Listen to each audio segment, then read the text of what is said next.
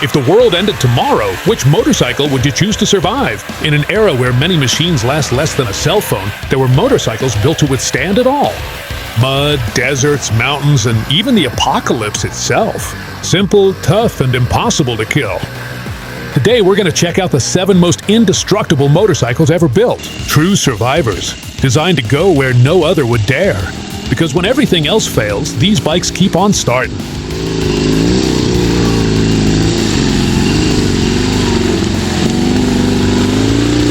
The idea of an indestructible motorcycle was born long before the modern adventure bikes, packed with screens, riding modes, and electronic suspensions. In fact, it came about in much harsher places, where reliability wasn't just a matter of comfort, but a matter of real survival.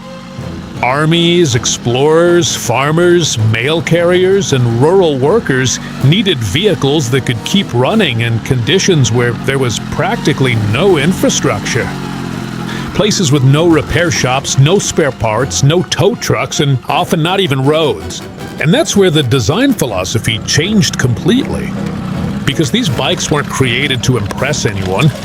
They weren't made to be fast, luxurious, or technologically sophisticated.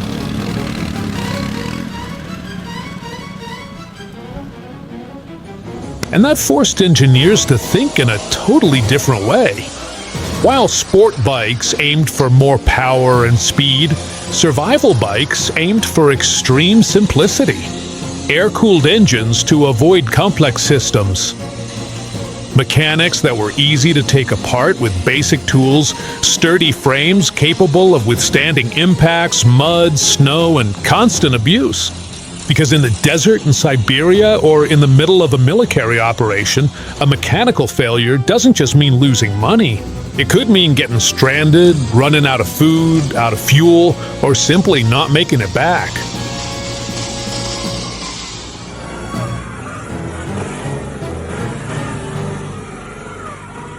Number 7, Cagiva Elefant 900, the beast of the desert.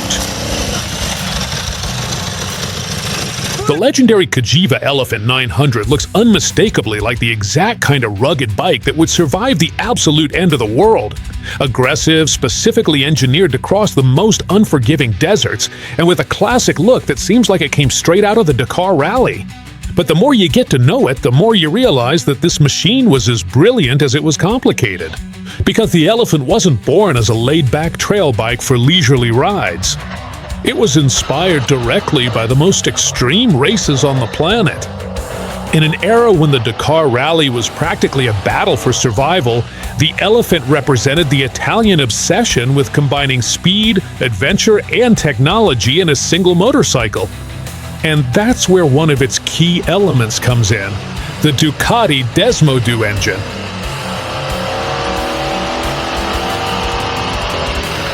Yes, an Italian adventure bike with a Ducati heart. And that meant a ton of character. The V-twin delivered torque, power, and a personality completely different from the Japanese bikes of the time. It had strong acceleration, an aggressive sound, and a lively mechanical feel that made riding it something special. In fast desert terrain, the Elefant was incredible. Stable, fast, and surprisingly capable off-road.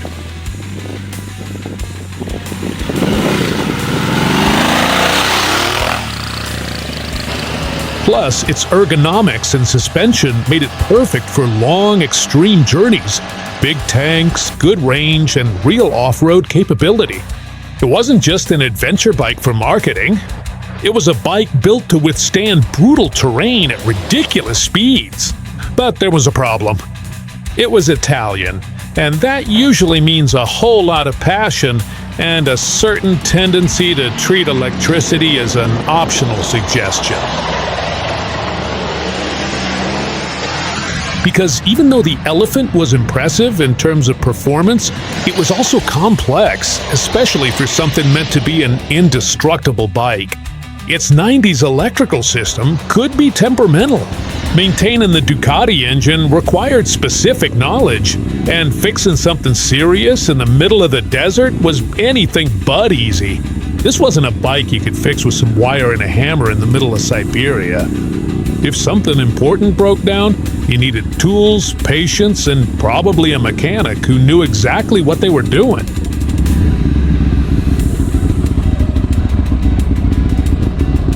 And that's the contradiction of the Elephant. It was incredibly capable, but not incredibly simple. And when it comes to extreme survival, simplicity is often worth more than speed. Because sure, the Elephant could cross deserts at race pace, but if it broke down in the middle of nowhere, that's when the real challenge began.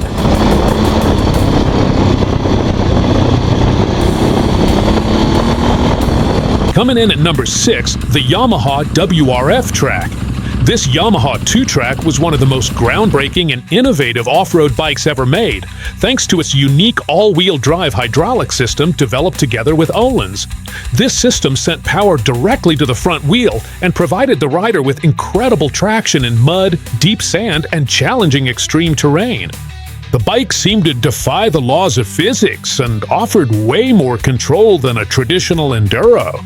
But all that technology also made it way too complex for the concept of an indestructible bike. Hydraulic pumps, hoses, valves, and specialized maintenance meant more chances of failure in extreme situations. It was a masterpiece of engineering, but in an apocalypse, simplicity usually outlasts sophistication.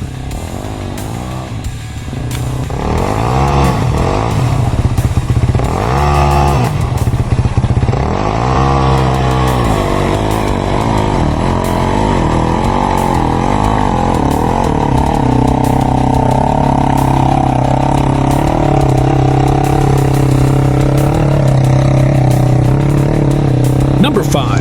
Cristini All-Wheel Drive, the tank of enduro. Cristini took the idea of an all-wheel drive motorcycle and turned it into something completely mechanical. Instead of using hydraulics like the Yamaha 2-track, it used shafts, telescopic gears, and physical transmission to send power to the front wheel.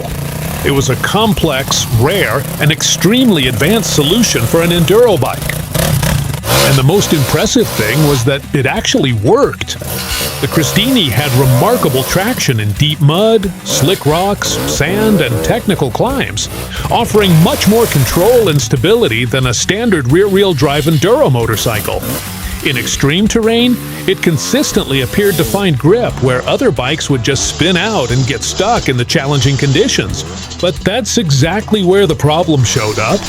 That whole dual drive system introduced a significant number of moving parts, increased maintenance requirements, and more chances for something to go wrong.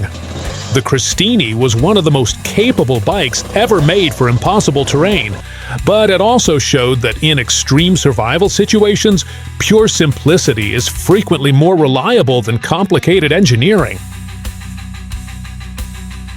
Number 4. Ural M Sidecar, the Soviet tractor. The Ural M72 and its modern descendants are probably the most Soviet motorcycles ever made.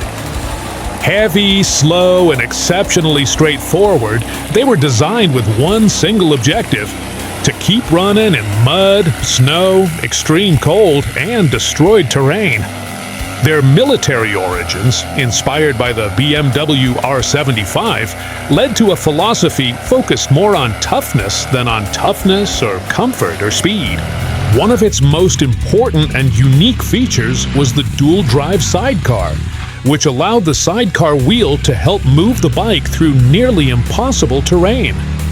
That made the Ural a kind of small, rugged Soviet tractor, able to keep going where many regular motorcycles would simply just get stuck. But its real strength lay in its air-cooled engines, basic mechanics, and the absurd ease with which you could fix anything using simple tools. The Ural wasn't famous for never breaking down. It was famous because it could almost always be started up again, even in the worst imaginable conditions.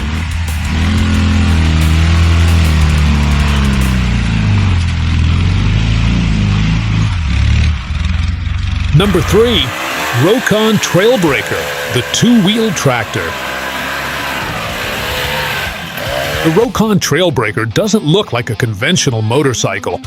It doesn't have the aggressive look of a modern enduro, the speed of a motocross bike, or even try to look sophisticated.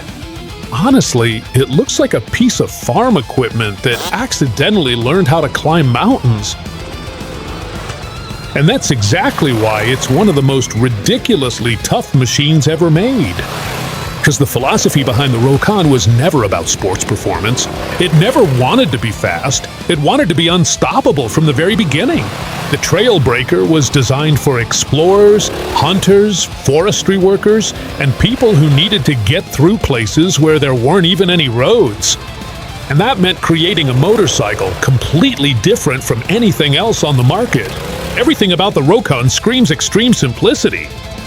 An ultra-basic lawnmower-type engine, a rugged mechanical transmission, and zero unnecessary electronics. It's the kind of engine that seems like it could still run even after spending years abandoned in the rain and mud. And even though its power is laughable compared to modern bikes, the secret was never about speed. It was about traction. Because the Trailbreaker uses an extremely simple and tough mechanical AWD system. Both wheels get constant power, letting it move through deep mud, jagged rocks, thick snow, and impossible slopes, where a regular motorcycle would just dig a hole and completely give up. But the craziest thing is the wheels, because the Rokon's rims are hollow. Yes, hollow. And that lets you store fuel, water, or supplies inside them. Basically, the bike itself works as part of your survival gear. And that's where one of the most absurd features in the entire motorcycle industry comes in. It can float. A Trailbreaker can literally cross water by floating, thanks to its huge hollow wheels and its extremely light, simple design. Not fast, obviously, but it can do it. And that's when you realize this stopped being a traditional motorcycle. This is survival gear on two wheels, because the Rokon wasn't created to compete or to impress. It was designed to keep going when absolutely everything around you turns hostile. It doesn't care about mud, it doesn't care about water, and it doesn't care about mountains. And it probably wouldn't care about the apocalypse either. Number 2, Kawasaki MM, the military diesel motorcycle. The Kawasaki MM was basically a Kawasaki KLR 650 transformed into an extreme military machine developed by Hayes Diversified Technologies. It was designed to survive real war conditions and run on military JP-8, diesel, kerosene, and almost any flammable fuel available. The bike wasn't built for speed or fun. Its goal was to be reliable, economical, and extremely tough, thanks to its huge range, low fuel consumption, and rugged mechanics. It could operate for hours in mud, dust, extreme heat, and destroyed terrain, without depending on specific fuel or complex maintenance.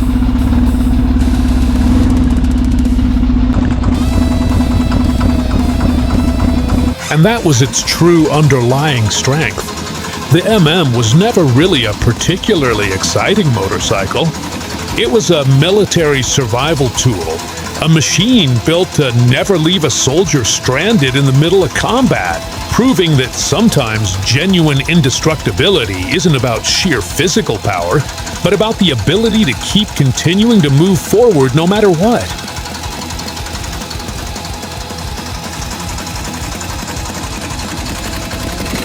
Number 1, Honda CT110, the Queen of the Apocalypse.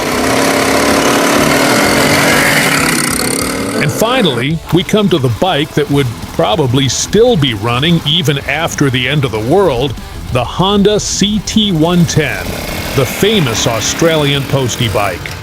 A bike so simple, so tough, and so ridiculously reliable, which basically became a living legend of mechanical survival. And the most incredible thing is that the CT110 never tried to be impressive. It didn't have crazy power, advanced technology, or an aggressive design.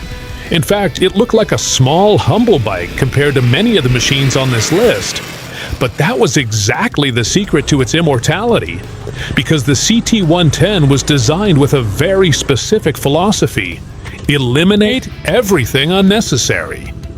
And when you eliminate almost everything, there's very little left that can break. The foundation of this bike comes directly from the legendary Honda Super Cub series. Probably the most successful and durable motorized platform in all of human history. The little single-cylinder engine of the CT110 was simple, economical, and practically impossible to kill.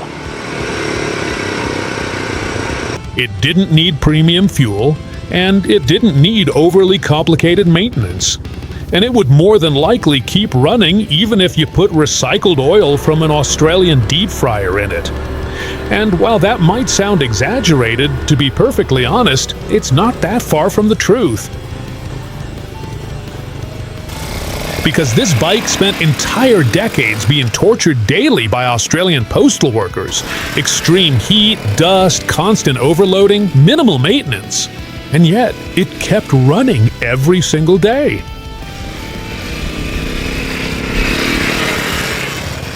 While other modern bikes start to struggle with electronics, sensors, and complex systems, the CT110 just starts up and keeps working like nothing ever happened. And that gave it an almost supernatural reputation for reliability. Plus, its ridiculously low weight helped a ton in tough terrain. If it got stuck, you could easily lift it. If a piece of equipment broke, almost any person with basic tools could repair it themselves. It was a bike designed to work in rural areas, on destroyed roads, and in places where mechanical help simply didn't exist. The Honda CT110 takes the #1 spot because its toughness doesn't rely on advanced technology, but on something much more basic: absolute simplicity. With no complex electronics, no fancy all-wheel drive, and no hard-to-fix systems, the CT110 keeps the chances of failure to a minimum. That's why, when people talk about a true bike for the apocalypse, the CT110 stands out as one of the most reliable machines ever made. Simple, lightweight, and practically immortal.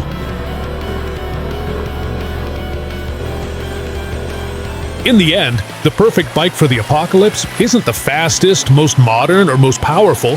It's the one that keeps starting up when everything else stops working. In extreme situations, true survival depends on simplicity, reliability, and the ability to keep going with minimal maintenance and on any terrain. The bikes on this list weren't designed to impress, but to withstand war, deserts, mud, snow, and decades of constant abuse. And that's exactly why they became legendary. Because when the world collapses, complicated technology stops mattering, and probably the only thing still running will be something simple, tough, and almost immortal, like an old Honda CT110 leaking oil somewhere out in the desert. And if you want to take a look at the best bikes for your daily commute, click on this video.